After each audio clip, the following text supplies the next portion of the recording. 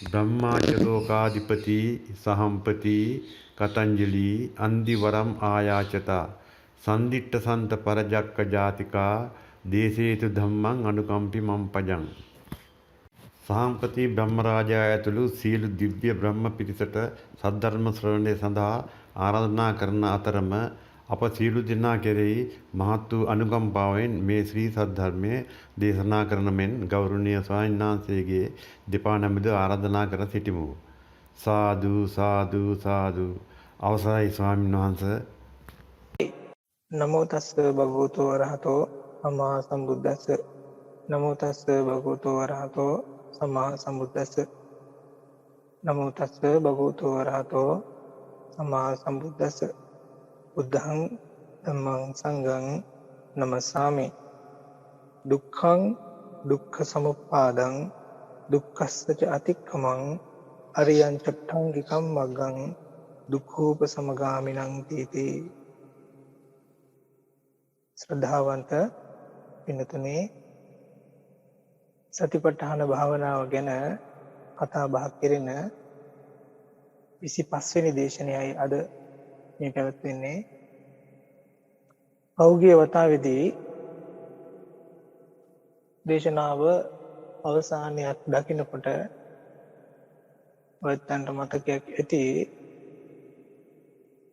සතිපට්ඨානය වැඩිම තුලින් එහෙම නැතිනම් දෙහිය වැඩිම තුලින් සම්පජඤ්ඤ කියන ගුණාංගය ඇති වෙනවා වගේම ඒ සම්පජඤ්ඤ කියන දේ ඇති වෙන්න නම් සිහියේ දියුණු බව, තීව්‍ර බව අනිවාර්යයෙන්ම උවමනා වෙන සාධකයක් හැටියට අපිට තේරුණා. ඒ සම්පජඤ්ඤ කියන කාරණාව සනිටුහන් වෙනකොට චතුරාර්ය සත්‍ය දහම කියන එක තුල තියෙන අංග තේරෙන්න පටන් ගන්න බව යම් ප්‍රමාණයකට අපි කතා බහට ලක් කළා. ඉතින් අද එතනින් ප්‍රස්තුතිය හදාගත්තොත් එහෙම ඔයත්ගේ කමඨහන් වාර්තාවල් වල හෝ භවනා අධ්‍යක්ීම් වල ඇති භවනාවට අඩි වුණාම පෝසක්මනට ගියාම සමහර වෙලාවට අපි භවනාවට තමයි මේ වැඩි වෙලා ඉන්නේ කියන එක තේරෙන්නේ භවනාව ඉවර වුණාට පස්සේ වගේ වෙන්න පුළුවන්. අපි මේ සක්මන් කරන එක තමයි කරන්නේ කියන එකත් එහෙම වෙන්නත් පුළුවන්. ඒක කරලා ඉවරයක් වෙනකොට මතක හිටිනවා වෙන්න පුළුවන්. තව කාලයක් අපි ඔකට උත්සාහවන්ත වෙලා පුහුණුව කරගෙන යන්න වුණාම අපේ හිත ඒ තරමටම දුර දුවන එක අඩු වෙලා අපි ගාවට කිට්ටු වෙන්න ගන්නේ චුට්ට. එහෙම කිට්ටු වුණාම පසු කාලයකදී අපිට අර තරමේ දීර්ඝ වේලාවක් අවධානය බැහැරව තියෙන්නේ නැතුව, නමුත් සුළු වේලාවක් අපේ අවධානය බැහැර වෙලා තියෙන්නත් පුළුවන්. උදාහරණයක් හැටියට ගත්තොත් වාඩි වෙලා ඉන්නකොට ධනිස්සක් රිදෙනවා නම් මේ රිදෙන ධනිස්සේ රිදෙන ප්‍රමාණය අපිට තේරෙන්න පටන් ගන්න පුළුවන් ඒ රිදීම ආරම්භ වෙනකොටම නෙවෙයි. රිදි කියනකොට මතක් වෙනවා වෙන්න පුළුවන්. අහු වෙනවා වෙන්න පුළුවන්. නමුත් අපි දන්නවා හොරාට වගේ ඉඟියකින් වගේ මේ අපිට දැනෙච්ච වෙලාවක් නෙවෙයි මේකේ ආරම්භය කියලා. ඒකට සාධක ඔයත් උගා ඇති. මොකද තවත් විදිහකට කියවුවොත් ලේසි පරයන්කේට ආවම අපි ගාවට වෙලා ඉන්න අපිට හිත හදාගන්න පුළුවන් වෙච්චාම ඊට කලින් උනත් කමන්නේ අපේ හිත එහෙම දුවන්ට වුණාම පිටිවිලි ආස්තෙන් විතර්ක වෙන්න වුණාම විචාර වෙන්න වුණාම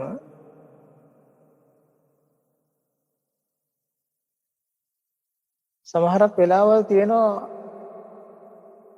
අපිට තේරෙන්නේ නැහැ අපි හිතලා තියෙනවද කියලා. තවත් සමහර කාලවලදී අහුවෙන්න පුළුවන්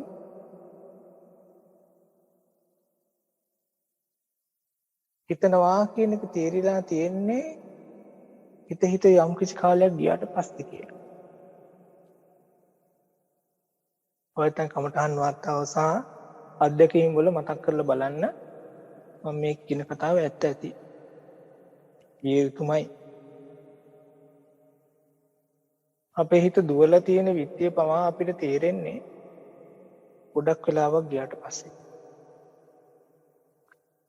ඔය තේරෙන තැන තමයි සම්පජඤ්ඤ හැටියට සිහිය තමයි. සිහිය හින්ද තමයි තේරුනේ. නමුත් ඒ තියෙන්නේ මොකක්ද කියන එක දැනගත් සම්පජඤ්ඤ හින්ද. ඒ දැනගත්ත එක එක්කෝ සිතිවිල්ලක් වෙන්න පුළුවන්, එක්කෝ වේදනාවක් වෙන්න පුළුවන්, එක්කෝ හඳුනා ගැනීමක් වෙන්න පුළුවන්. ඔය තුන විතරයි මේ ලෝකේ ඕනම කෙනෙක්ට ස්පර්ශ කරන්න තියෙන අවස්ථා තුන. හැබැයි ඔය කියාපු කාරණා තුනේනුත් සිතුවිල්ල හෝ වේදනාව හෝ අර කියන හඳුනා ගැනීම කියන සංඥාව අපිට අහුනේ ඒ දේ පටන් ගත්ත වෙලාවේ නෙවෙයි කියන එක තමයි ඔබ අප සෑම සිළු දෙනාගේම බහුතර අත්දැකීම. ඒකට ඇත්ත කවුරුත් එකඟ වේවි. ඇත්තටම වංකෝම භාවනා තුනම් තේරෙන්න ගනීවි අපේ හිත දුවන විත්තිය අපිට දුවන්න පටන් ගන්නකොටම තේරෙන්න තියෙන සම්භාවිතාවය බොහොම අඩුයි බව. හැබැයි සම්පජඤ්ඤ හින්දා අපිට උගන්වනවා බුදු පියාණන් වහන්සේ ඔය කියන සිතුවිල්ල හඳුනා ගන්න පුළුවන් ඒක දුවන්න පටන් ගන්නකොටම කියලා. අනෙක් පැත්තට ගත්තොත්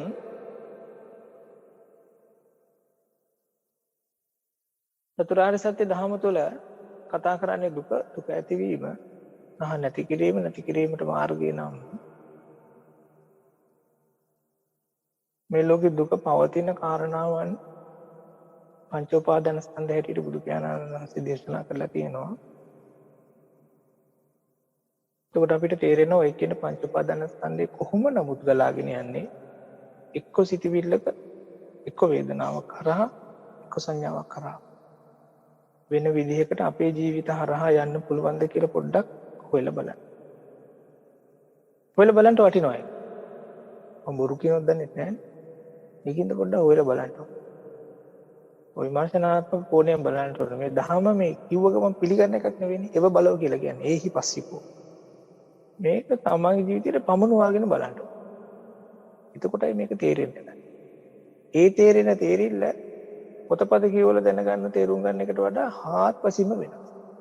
පහුගිය දවසේ එක පදකම කෙනෙක් මම ඉතින් කියනවා මනස පොතපතෙන් ඉගෙන ගන්න එකයි ආයෝගිකව අත්දකින්න එකයි හරියට අහසට පොළොව වගේ කියලා. ඔබ අහසට පොළොව ඉතාමත් සියුම් වගේම ගොඩක් දුරයි. එහෙම දෙකකුත් තියෙනවා. කොහොම හරි වේදනාව නම් අපිට දුක, සිතුවිල්ල නම් අපිට දුක, සංඥාව නම් අපිට දුක. ඕගෙන් නිදහස් වීම නම් නිවන. ඒ කියන දේ සාක්ෂාත් කරගන්න කියලා දුන්න ක්‍රමය නම් චතුරාර්ය සත්‍ය. සම්පජානනය තුලින් මුලින්ම අපිට කිට්ටු වෙන්නේ අර ඒ දේ හට ගන්නකොට වඩා එක්ක පවතිනකොට එහෙම නැතිනම් පැවතිලා ඒක ඉවරයක් වෙලා යන්න හදනවා. හැබැයි සතිමත් වීමේ තියෙන දක්ෂතාවය මත සිහියේ තියෙන ලක්ෂණ ටික අපේ ජීවිත තුළ වැඩෙන්න පටන් ගත්තාම අපි ආපස්සට එන්න පටන් ගනීවි. ආපස්සට කියන්නේ වේදනාව හින්දම ඒ වේදනාව අපි අල්ලන තැන හඳුනා ගනී. සංඥාව හින්දම ඒ සංඥාව අපි අල්ලන තැන හඳුනා ගනී. සිතවිල්ල නැතිනම් විතරකය හෝ විකාරය කමක් නැහැ. ඒක උනත් කමක් නැහැ. ඒක හින්දම ඒක අපේ සිහියට අහු වෙන තැන අපි හඳුනා ගනීවි. අවංකවම. අන්න ඒ ටිකයි ඇත්තටම කියනවා නම් කමඨාන් වාතාවරණයට එන්නත් උන. කොහොම හරි පස්සේ කාලෙකදී අපි ඊළඟ වතාවකදී වේදනාවට ඊළඟ වතාවේදී අපි දකින හෝ දැනගන්න ස්පර්ශ කරන සිතුවිල්ලට හෝ හඳුනා ගැනීමට එන්න බලාවි හෝ එන්න පුළුවන්කම හම්බ වේවි. ඒක ඉවරයක් වෙන්න කලින්, වේදනාව ඉවර වෙන්න කලින්, සිතුවිල්ල ඉවර වෙන්න කලින් සහ හඳුනා ගැනීම ඉවර වෙන්න කලින් ඒකට එන්න පුළුවන් වෙන තරමේ සිහියක්, ඉවසීමක්, හිතේ තැම්පත්කමක් කියන ඔක්කොම ටික හදාගෙන තියෙනවා.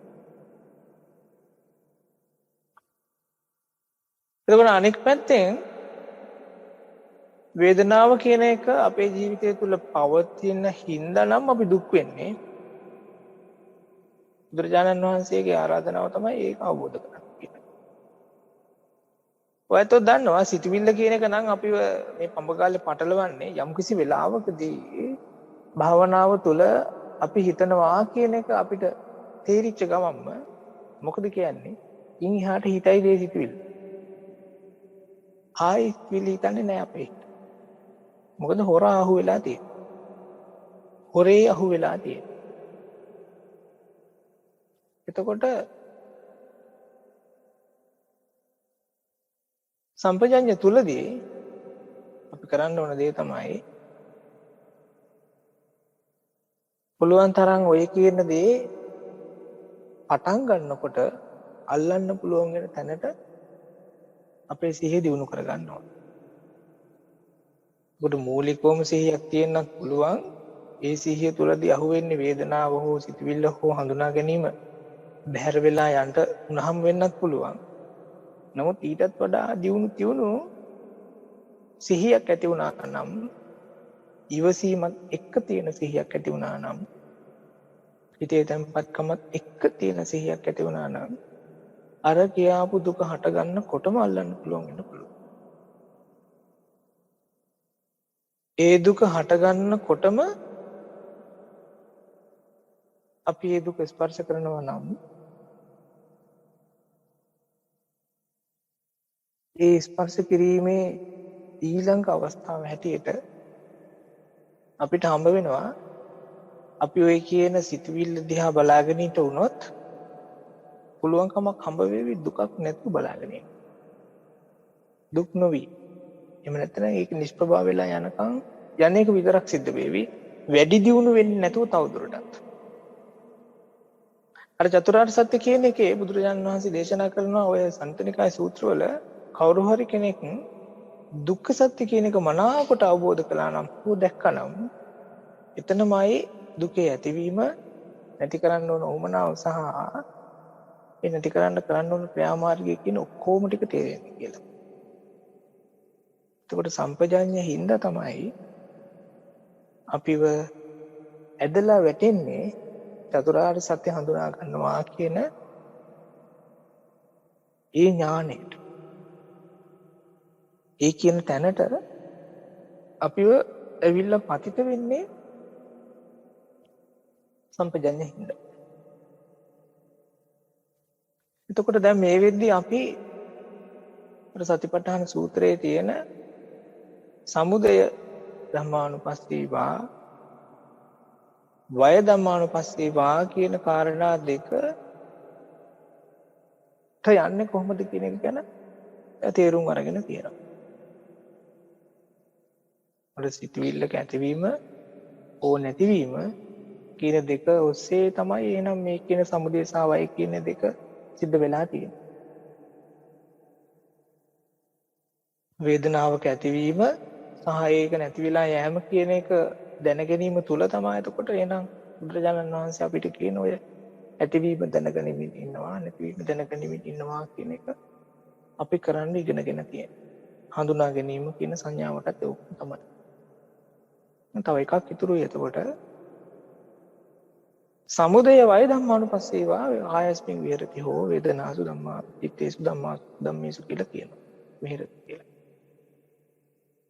ඒ කියන්නේ දැන් මේ දෙකම දැන් ඉස්සෙල්ලා අපිට ඉගැන්වුවේ සමුදය දකින්න. ඒකෙත් අවසනාවකට අපිට දකින්න පුළුවන්කම හම්බුනේ සමුදයටත් වඩා පළවෙනියෙන්ම වය පැත්ත. වය දැකලා වය දකින්නවා, වය දකිමින් වාසය කරනවා. ඊළඟට ඔන්න සමුදය දකිමින් වාසය කරනවා. ඊළඟට සමුදය සහ අර වය කියන ඒ කාරණා දෙක දකිමින් වාසය කරනවා කියලා තුනක් ගැන බුදු පියාණන් වහන්සේ කියනවා. ඔක ප්‍රායෝගිකව මෙහෙම කිව්වොත් එහෙම බාගදා අපිට ආනාපානය තේරෙන්න පුළුවන් ආශ්වාසය අවසාන වෙනකොට විතරක්. ඔයත් කමඨාන් වාර්තාවල ඌව තිබ්බා. සමහර කාලේ තියෙන්න පුළුවන් තේරෙන්නේ ආශ්වාසය පටන් ගන්නකොට විතරයි. ඉවරයක් වෙනකොට දන්නේ නැහැ. ඒක ප්‍රාශ්වාසය පටන් ගන්නකොට විතරයි දන්නේ, ඉවරයක් වෙනකොට දන්නේ නැහැ. ඒක තමයි මේ කියවෙන්නේ. සමුදය ධම්මානුපස්සීවා වය ධම්මානුපස්සීවා කියන ඒ කාරණා ඔස්සේ. එතකොට සමුදය වය කියන කාරණාවේදී එහෙමනම් මේක ඉපිද විනාශ වෙවි, ඉපිදෙනවා විනාශ වෙනවා, ඉපිදෙනවා විනාශ වෙනවා කියන අන්න ඒ තැනකට බුදුරජාණන් වහන්සේ අපිව යොමු කරලා තියෙනවා ඊළඟට. මේ සමස්ත කාරණාවම ඉපදිලා පැවතිලා නැති වෙලා යනවා වගේම මේ ඉපදිලා පැවතිලා නැති වෙලා යන්නේ ඉපදි නැති වෙවි තියෙන හින්දා කියලා කාරණාවක් අපිට කියනවා. ඒක ගැන තියෙන වචනේ තමයි ඔය සම්පජඤ්ඤයේදී අපිට අහුවෙන්නේ කොහොමද? උපට්ඨහන්ති කියලා. ඒක කියන්නේ මෙන්න මෙහෙමයි. විදිතා වේදනා උපජ්ජಂತಿ විදිතා උපට්ඨහන්ති විදිතා අබ්බත්තං ගච්ඡanti. අපි එතකොට ඔකේ තේරුම කිව්වොත් එහෙම වින්දනය කර ගනිමින් එහෙම නැත්නම් දැනගනිමින්ම වේදනාව නැත්නම් වින්දනය. ওই වේදනාව කියන එකට මේ අර දුක් වේදනාවම නෙවෙයි අයිති වෙන්නේ. සැප වේදනාව වෙන්නත් පුළුවන්, උපේක්ෂා වේදනාව වෙන්නත් පුළුවන්. ඒකට සිංහල වචනයක් තියෙන්නේ වින්දනය කියන එක තමයි. ඒ වින්දනය පටන් ගන්නකොටම අල්ල ගන්නවා, ස්පර්ශ කරනවා. පවතින කොටත් තේරුම් බේරුම් ඇති කරගෙන ඒකත් එක්කම ජීවත් වෙලා ඉන්නවා. ඒක නැති වෙලා යනකොටත් ඒකත් එක්කම තේරුම් බේරුම් ඇතුව තේරුම් ඇතුව ජීවත් වෙනවා. දැන් මේකේ වැදගත්ම කාලේ හැටියට අර උපට්ඨහන්ති කියන කොටස තමයි මම තේරුම් අරගෙන තියෙන්නේ සහ අපිට උගන්වන්නේ අර සමුදය වය ධම්මානුපස්සීවා කියන කොටස ස්පර්ශ කරන්න පුළුවන් කාලපරාසය හැටියට. ඒ කියන්නේ ආශ්වාසයක නම් ආශ්වාසයේ ආරම්භයේ ඉඳලා අවසානය වෙනකොට අර සමුදය සහ වය කියන ටිකක් තියෙනවා දෙපැත්ත තුල. නමුත් මේ ආශ්වාසය කියන එක ක්‍රියාවලියක්, ක්‍රියාදාමයක්, පවතින එකක්. ඒ පවතින එකක් පවතින්නේ අපිට උගන්වනවා ඇති වෙවි නැති වෙවි, ඇති වෙවි නැති වෙවි, ඇති වෙවි නැති වෙවි කියලා. අන්න ඒක තමයි එතකොට ලස්සනට විස්තර වෙන්නේ කොහොමද? අර උපට්ඨහන්ති කියලා. උපදිනවා, හට ගන්නවා, විනාශ වෙනවා. හට ගන්නවා, විනාශ වෙනවා. එතකොට වේදනාව ඉස්සෙල්ලාම වේදනාවේ ආරම්භයක් තියෙනවා කියලා බුදු පියාණන් වහන්සේ දේශනා කරනවා. ඊළඟට ඒ වේදනාවෙම උපට්ඨහන්ති පවතින ස්වභාවය තුළ වෙනස හැටියට තියෙන්නේ ඉපදි විනාශ වෙවි, ඉපදි විනාශ වෙවි යනවා. අවසානට ඒ වේදනාව කියන ප්‍රවාහය නැතරම නැතිලා යනවා. ඔකට මම ගත්ත උදාහරණ තමයි මම ඉපදිච්ච එක 80 ගණන් වල. එතකොට ඒ කාලේ වෙනස් වෙවි මහාන වෙන තැනට ආවා. ඊට පස්සේ මහානකම් පටන් ගත්තා. ඒකත් වෙනස් වෙයි මහත් වුණා, කෙට්ටු වුණා, සමහරක් විට උස ගියා වෙන්න පුළුවන්, සුදු වුණා වෙන්න පුළුවන්, කළු වුණා වෙන්න පුළුවන්. අසනීප වුණා වෙන්න පුළුවන්, ජරා ජීර්ණ වුණා වෙනවා. කොහොම වෙනස් වෙවි යනවා. ඔන්න ඔය කියන කාරණාවේදී අර පවතින ස්වභාවය තුළ වෙනස කියන එකයි ඇත්තටම අතිශයින්ම තීරණාත්මක සහ වැදගත්ම සාධකය වෙන්නේ. අපිට ඒ කාරණේ අල්ලන්න පුළුවන් වුණා නම් පින්නතුනේ ඕක විනාශ වෙලාම යනකම්ම ඉන්න ඕන නැහැ. ජීවිතාවබෝධය කියන එක ලබා ගන්න. ඔය පවතින ස්වභාවය තුළ වෙනස කියන එක තේරුම් කරන්න මම උදාහරණයක් කියන්නම්. මෙන්න මෙහෙම. අපි කාටුන් බලලා තියෙනවානේ. මට කියන්න තියෙන උදාහරණ මේවා තමයි. ඒ කාලේ කාටුන් මම මේක කිව්ව මීට කලිනුත් ඒ කාලේ කාටුන් අද කාලේ වගේ ඔය අර මෘදුකාංග හරහා නෙවෙයි තිබිලා තියෙන්නේ. පින්තූර තමයි ඇඳලා තියෙන්නේ. මෙච්චරක් විතර බණ්ඩල් ගණන් පින්තූර තමයි ඇඳලා තිබිලා තියෙන්නේ. ඒ වගේ තියෙන රූප රාමෝ පෙන්වන්න. අපි කැමතිම කාටුන් එකක් තමයි ජිම් පාපා. සූර පාපා එකේ ඉන්න ජිම් පාපා කියලා කෙනෙක්. අදී මහත කෙනෙක් ඉන්නවා. මෙයා අපි උදාහරණයකට ගමුකෝ මෙයා hina වෙන දර්ශනයක් දැන් මේ කාටුන් එකේ පෙන්වන්න තියෙනවා කියලා. එතකොට පළවෙනියෙම අපි හිතමුකෝ ඒ දර්ශනය තුල එයා ඉස්සෙල්ලාම මූණ නිකම්ම තියාගෙන ඉන්නවා. ඊළඟට hinaව චුට්ට පටන් අරගෙන හයිය මහා හයිය හහහ ගාලා hina වෙනවා. අවසානට උන hinaව අඩු වේගෙට ගිහිල්ලා අර පරණ මූණට එනවා. සාමාන්‍ය මූණට. ඕක ඔය විදිහට ක්‍රියාකාරීත්වයන් හැසක් හැටියට තිබ්බේ නැත්තම් අපිට කොහොමඩවත් තේරුම් ගන්න බෑ මේ හාදය hina වෙනවද කියලා. උදාහරණයක් හැටියට පළවෙනියෙන්ම නිකම්ම මූණයි ඊළඟට අර හහ ගාලා hina වෙන මූණයි අවසානට සාමාන්‍ය මූණයි තිබ්බොත් එහෙම ඒ තුන විතරක් අපි නිකන් කොහොමද කියන්නේ ඉංග්‍රීසියෙන් කියන ප්ලේ කරනවා කියලා. එහෙම කරලා බැලුවොත් එහෙම මහා විකාර පින්තූරයක් විතරක් වෙන්නේ. නිකම්ම තියෙන කියනවා ආයෙ නිකම්ම තියෙනවා. ඒක hina වෙනවට වඩා නිකන් බය වෙලා කෑ ගහනවා වගේ එකට හිතා ගන්න පුළුවන්. හැබැයි අපි හිතමු ඔය කියන රූපරාම පෙළ නිෂ්පාදනය කරනකොට කාඩ් 10ක අඳින්න උනා කියලා හිතන්නකෝ. ඒ කියන දර්ශන ටික. ඒ කියන්නේ පළවෙනිම කාඩ් එකේ ජිම් පප්පා කියන කෙනා නිකම්ම මූණෙන් ඉන්නවා. දෙවෙනි කාඩ් එකේ චුට්ටක් hina වෙන්න හදනවා. තුන්වෙනි කාඩ් එකේ තව ටිකක් hina වෙනවා. හතරවෙනි කාඩ් එකේ තව ටිකක් hina වෙනවා. පස්වෙනි එකේ තව ටිකක් hina වෙනවා.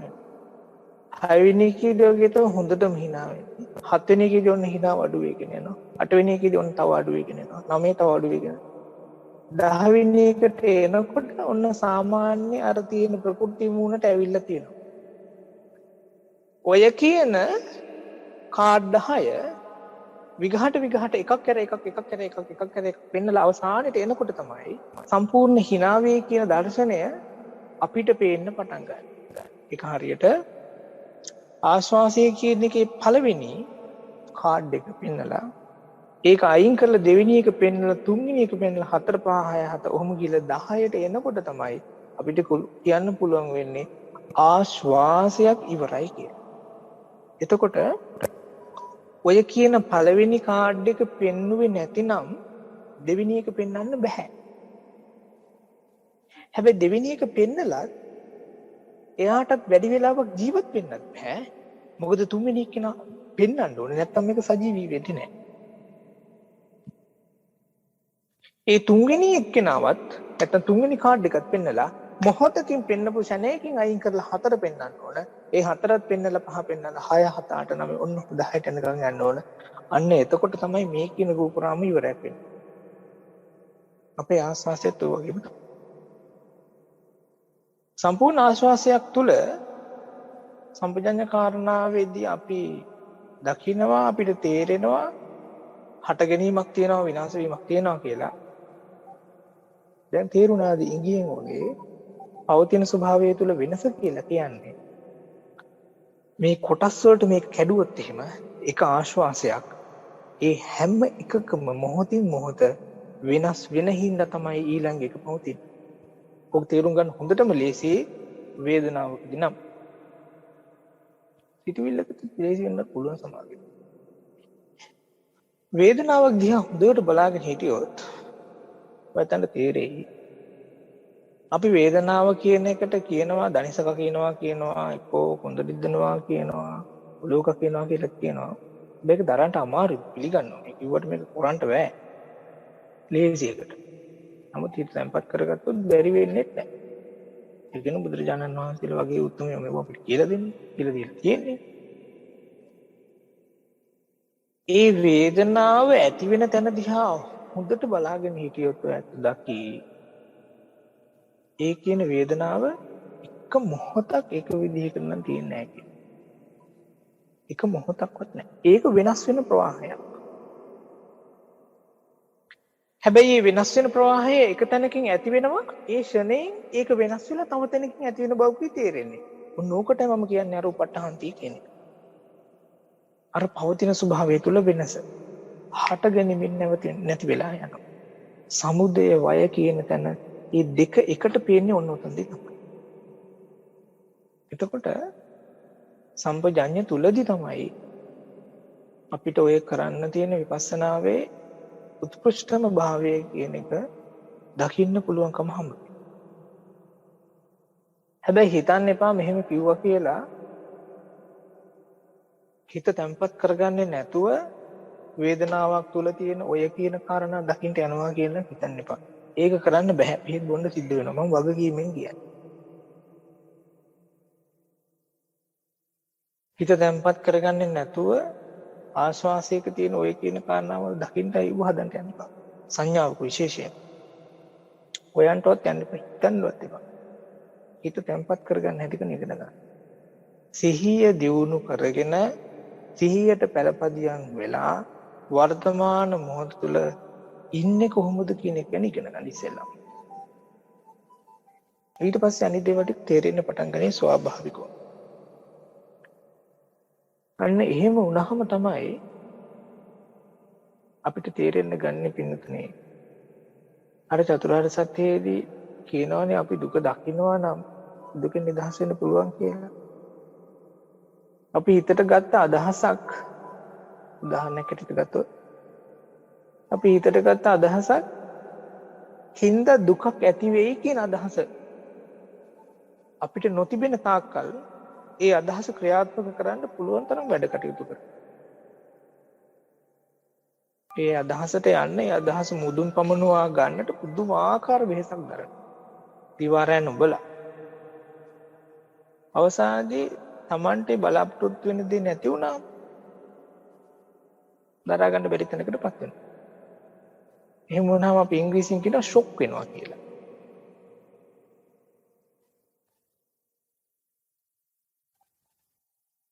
හැබැයි සිහිය තියෙන කෙනාට අදහසක් ඔළුවට එනකොටම ඒ අදහස තුල කාලයක් තිස්සේ පළපදියම් වෙලා හිටියට පස්සේ මට මෙහෙම අදහසක් ආවා කියන එක තේරෙන්න කලින් තේරෙනවට වඩා එයාට ඒ අදහස එනකොටම තේරුණා නම්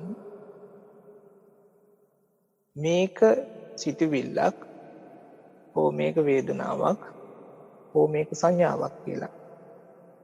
ඒ සිතුවිල්ලක හෝ වේදනාවක හෝ සංඥාවක ස්වභාවය මෙයා දැක්කේ නැතුවට දකීවි. ඒ තමයි පවතින ස්වභාවය තුළ වෙනසක් තියෙනවා වගේ මොක විනාශ වෙලා යනවා. ඒක හන්දා මම ස්ථිර හැටියට මේක ගන්නට හොඳ නෑ කියන අදහසට ඒවි. අන්න එහෙම වුණොත් අපිට දුකක් නැතුව ජීවත් වෙන්න පුළුවන් කමක් හම්බ වෙවි කියලා විශ්වාස කරනවා.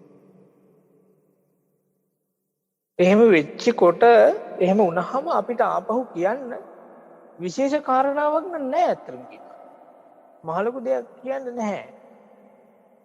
දුක තිබුණා ඒක නැති වුණා. යමක් තිබ්බා. ඒ දුකක් තිබ්බා. ඒ දුක දැන් නැහැ. ඒ දුක නැති කරගත්ත ක්‍රමය මෙන්න මේකයි. ඒක දුක ඒ කියන දුකෙන් නිදහස් වුණාට පස්සේ හිතේ තියෙන නිදහස හෝ සැනසීම මෙන්න මේකයි කියලා කියන ඒ අවබෝධය හැරෙන්න වෙන මොකක්වත් දෙයක් නම් මෙතන ඉතුරු වෙලා නැහැ කියන්නේ. ඉතින් ඔන්න ඔය ස්වභාවයන් වලට තමයි සතිපට්ඨානය තුලින් සම්පජඤ්ඤය හරහා අපිව රැගෙන යන්නේ. එතකොට පින්නතුනේ දුක දකින්න තරමටම දුකින් නිදහස් වෙන්න පුළුවන්කම අපිට හම්බ වෙයි. එතකොට මේ හැම එකක් එක්ක බලනවා නම් අපිට අවසානයේදී කරන්න තියෙන්නේ ඒ තියෙන සිතුවිල්ලට හෝ වේදනාවට හෝ හඳුනා ගැනීමට තියෙන්න දීලා පැත්තකට වෙලා බලාගෙන ඉන්නේ. ඕකටයි මම භාවිතා කරපු වචනේ උනේ අපක්ෂපාතී නිරීක්ෂණය කියන්නේ. ඒ දේ කරගෙන ඉන්නකොට අපිට තේරෙන්න ගන්නේ මම සිතුවිල්ල අල්ලන්නේ කොහෙදද? වේදනාව අල්ලන්නේ කොහෙදද? සංඥාව අල්ලන්නේ කොහෙදද? සිතුවිල්ල අල්ලන්නේ කොහෙදද වගේම කොහොමද? මොන අභිලාෂයෙන්ද? වේදනාව අල්ලන්නේ කොහෙදිද වගේම මොන අභිලාෂයෙන්ද? සංඥාව අල්ලන්නේ කොහෙදිද වගේම මොන අභිලාෂයෙන්ද කියන එක තේරෙන්න ගනී. අර විහිළුවකට වගේ කියන්නත් පුළුවන්. අර ධර්මයේ කියනවා නැට්ටෙන් අල්ලගත්තොත් සර්පයා ඕක ගහනවා කියලා. ඒ වගේම තමයි. සිටිවිල්ල කෙලවරෙන් අල්ලගත්තොත් එimhe අනිවාර්යෙන් ඉතින් දුක තමයි. ඒක හරි සරලයි. වේදනාවටත් ඒ වගේම තමයි. මොකද ඒ වෙද්දී අපි දුක් විඳලා තියෙනවා. දුක තුලමයි ඉඳලා තියෙන්නේ. ඒ වුණාම අපිට දැන් මේක තුල කරන්න තියෙන දේ ඒ හැම දෙයකටම තියෙන්න දීලා ඒ තියෙන දේ දැනගෙන නිවි හැනහිල්ල ඉන්නවා. ඕක මට තේරෙන භාෂාවෙන් මම කියන්නේ මෙන්න මෙහෙමයි. සිතවිල්ලට හෝ වේදනාවට හෝ හඳුනා ගැනීමට එන්න දෙන්න, එනවා නම් ඉන්න දෙන්න, ඉන්නවා නම් ඉන්න දෙන්න, යනවා නම් යන්න දෙන්න. අජන් චාහාමුදුරුවෝ කියන්නේ ඔයගොල්ලන්ගේ ගෙදර එකම එක පුටුවයි තියෙන්නේ. දොරවල් 6ක් තියෙනවා. කරුණා කරලා දොරවල් 6 අරින්න. හැබැයි පුටුවේ ඔයා විතරක් වාඩි වෙලා ඉන්න. ඒ දේවල් වලට ඔයාගේ පුටුව දෙන්න යන්න එපා. එච්චරයි. අන්න එහෙම ස්වභාවයකට අපිට හිත ගන්න පුළුවන් වුණොත් එහෙම අපිට කියන්න පුළුවන් කමක් ලැබෙවි පින්නතුනේ. සම්පජඤ්ඤ කොටසේ තියෙනවා වගේ ඇවිදිනකොට ඇවිදින එක තුල දැනගැනීමෙන් ඇවිදින එක දැනගැනීමෙන් වාසය කරනවා. ඒක තමයි එතකොට කරන්න ඉතුරු වෙලා තියෙන්නේ. මොකද අර කියන සිතුවිල්ලකට ගියොත් වේදනාවකට යට වුණොත් හෝ හඳුනා ගැනීමකට උනට යට වෙන්න ගියොත් එහෙම ඒක දුකකට පැතිතවීමක්ම තමයි. ඇඳුම් අඳිනකොට අපිට කියන අර පත චීවරණ ධාරණේ සම්පජානකාරී හොති කියලා. මේ සිවුරු පිටිකර දරනකොට ඒක ගැන සිහියෙන් ඉන්නවා. ඒක ගැන සිහියෙන් ඉන්නවා. වෙන දේවල් වලට නෙවෙයි යන්නේ. ඒ කරන එක තුල ඉන්නවා. කෑම කනකොට ඒ කෑම කන එකත් එක්ක ඉන්නවා. ආහාර රස විඳිනකොට ආහාර රස විඳින එකත් එක්ක ඉන්නවා. වතුර බොනකොට වතුර බොන එකත් එක්ක ඉන්නවා. මොනවා හරි බලනවා නම් ඒ බලන එකත් එක්ක ඉන්නවා. මොනවා හරි අහනවා නම් ඒ අහන එකත් එක්ක ඉන්නවා.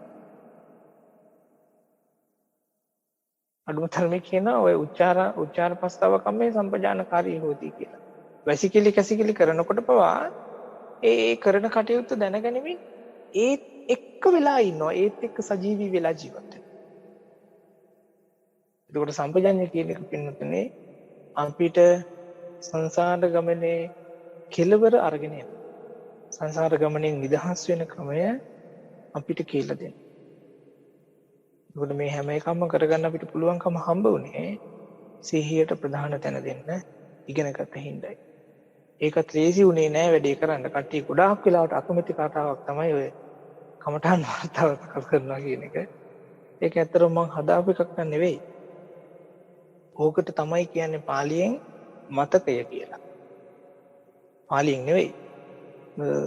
සිහිය පැත්තෙන් කතා කරනකොට ඕකට කියන්නේ මතකය කියලා. මම කියන්නේ මතකේ ආරවුස ගන්න කියන එකයි. තමන්ට මතක තියෙන දේ තමන් භාවනාව කරලා මතක තියෙන දේ ආරවුස ගන්න කියන්නේ. ඒකත් එක්කයි මේ ගමන අපිට මෙච්චර දුර එන්න පුළුවන්කම හම්බ වෙන්නේ. එහෙම නැතිනම් මේවා නිකන් ධර්ම කාරණා හැටියට විතරක් කතා බහ වුණා විතරක් වෙන්න පුළුවන්.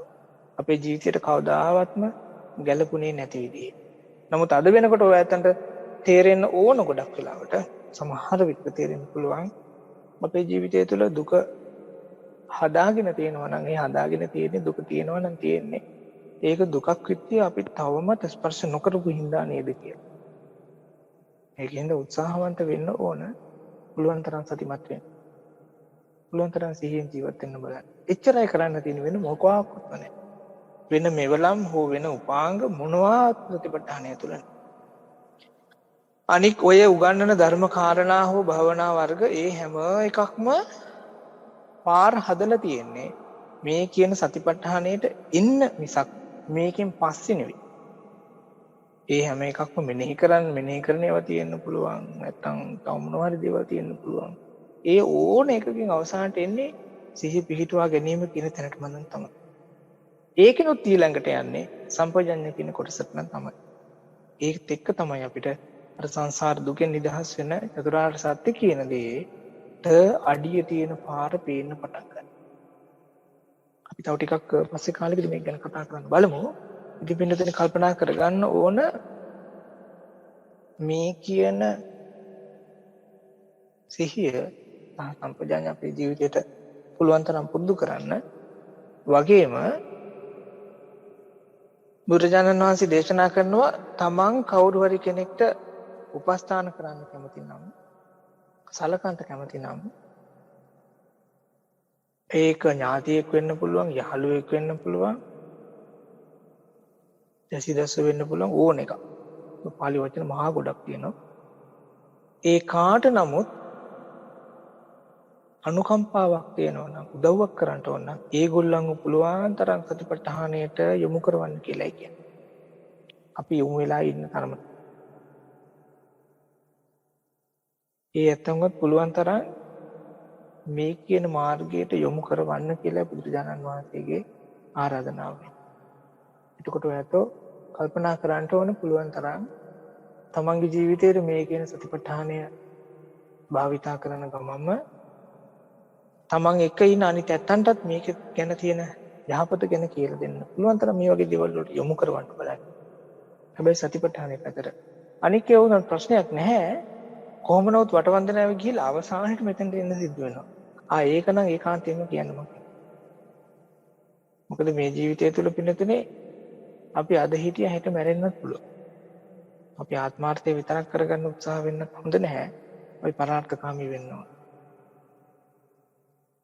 ඉතින් ඒකින්ද මේ කියන දුකෙන් නිදහස් වීමේ ක්‍රමය ලෝකයට කියලා දෙන්න බලන්න. ඒ පැත්තට යොමු කරවන්න බලන්න. මේක ගෞතම බුදුරජාණන් වහන්සේට විතරක් ආවේනික වෙච්ච ක්‍රමයක් නෙවෙයි. මේ ලෝකේ පහළ වෙන සියලු සාසුන් වහන්සේලා දේශනා කරන ඒකායන මාර්ගය. එකම එක ක්‍රමයක්. ඒකින්ද ඒ ක්‍රමයට පුළුවන් තරම් අනිත් පැත්තට යොමු කරවන්න බලන්න. ඔයත් දුකින් නිදහස් වෙන්න උත්සාහ කරන්න. ආන්ගේ කියන අවවාදය සමගින් අද දවසේ ධම්ම අවවාදයේ භාවනා උපදේශය මම මෙතකින් સમાપ્ત කරනවා. ඔයත් සෑම සියලු දෙනාටම සියලු යහපත වේවා කියලා බලාපොරොත්තු වෙනවා. ඉනම් වන්දාම ගෞතම තිරුත්තම. අන්දමයන් ධම්ම කථාය සාදුකං දදාමසේ සාදු සාදු සාදු අනුමෝදාමි.